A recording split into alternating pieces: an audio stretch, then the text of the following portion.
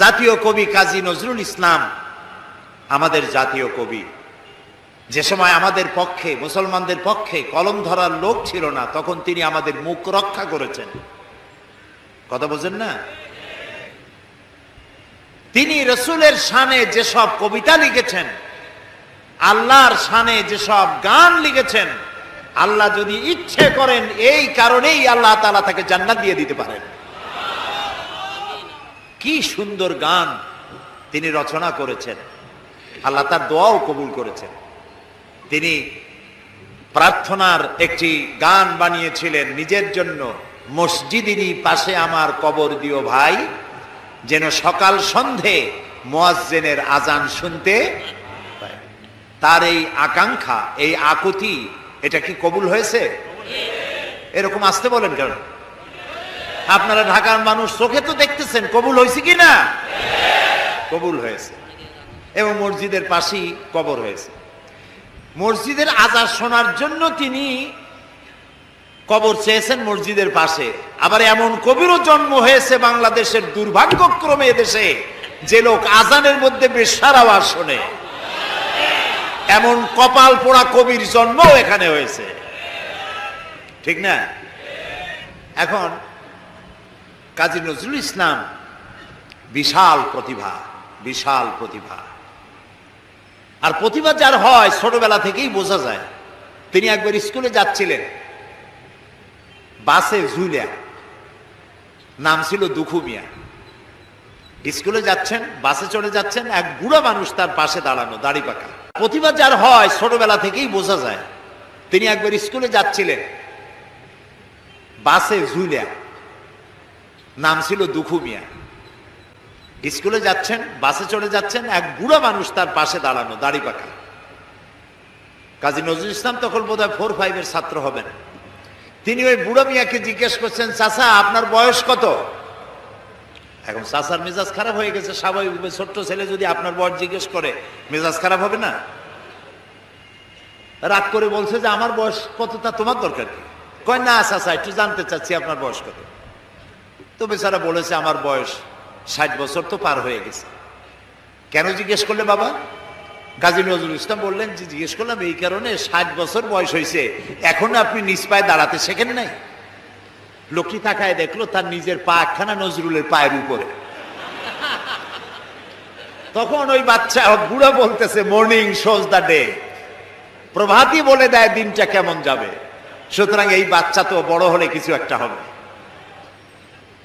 তিনি বিশাল মাপের কবি, কিন্তু দেখুন আবেগে তাকে কোথায় নিয়ে গেছে, বাস্তবতার যেখানে মিল নেয়।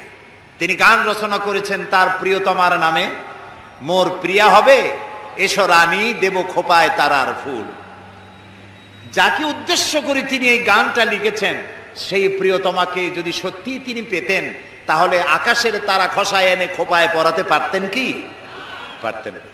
তিনি বলেছেন, ওই গানের মধ্যেই বলেছেন যে তোমাকে যদি পাই তাহলে রংধনুর রং আর জ্যোৎস্নার রং দুটোতে মিলিয়ে আলতা বানিয়ে তোমার পায়ে পরিয়ে দিতাম। আছে না গানে? জ্যোৎস্নার রং দুটোতে মিলিয়ে আলতা বানিয়ে তোমার পায়ে পরিয়ে দিতাম। আছে না গানে? সত্যি যদি ওই প্রিয়তমাকে তিনি লাভ করতে পারতেন, তাহলে রংধনুর রং আর জ্যোৎস্না মিলিয়ে আলতা বানাইতে পারতেন।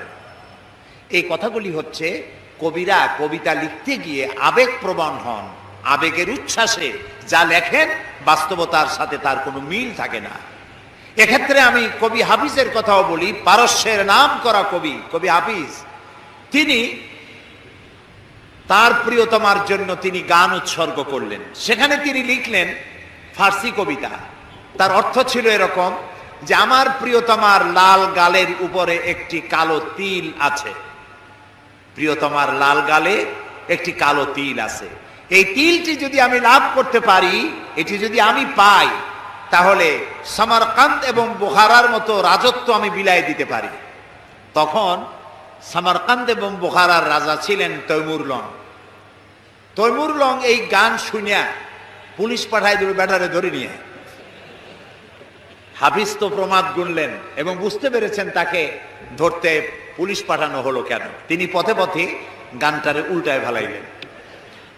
বাদশার দরবারে হাজির তৈমুর রং জিজ্ঞেস করলেন, হাফিজ তুমি তোমার প্রিয়তমার প্রেমে পড়ে গলায় দড়ি দিয়া মরো, আমার রাজত্ব বিলায় দিতে পারো, তোমার প্রিয়তমার তিলের কারণে এই অধিকার তোমার কে দিল?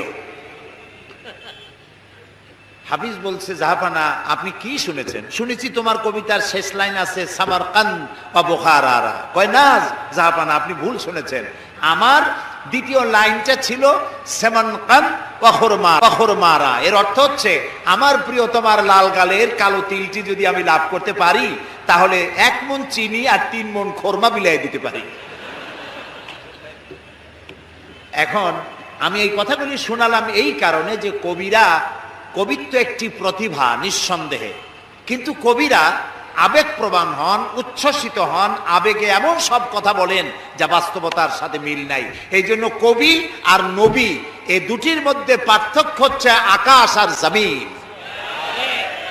নবীরা আবেগপ্রবণ হতে পারেন না, আবেগের উচ্ছ্বাসে এমন কথা তারা বলতে পারেন না যার সাথে বাস্তবতার কোনো মিল নাই, এমন কথা নবীরা বলতে পারে না। সেই জন্য আল্লাহ তাআলা পরিষ্কার করে বলেছেন, ওমা আল্লামনাহু শায়রা ওমা ইয়ামবাগি লাহু, আমার নবীকে আমি কবিতা শেখাই নাই, আর কবিত্ব আমার নবীর জন্য শোভনীয় নয়। সুবহানাল্লাহ, সুবহানাল্লাহ।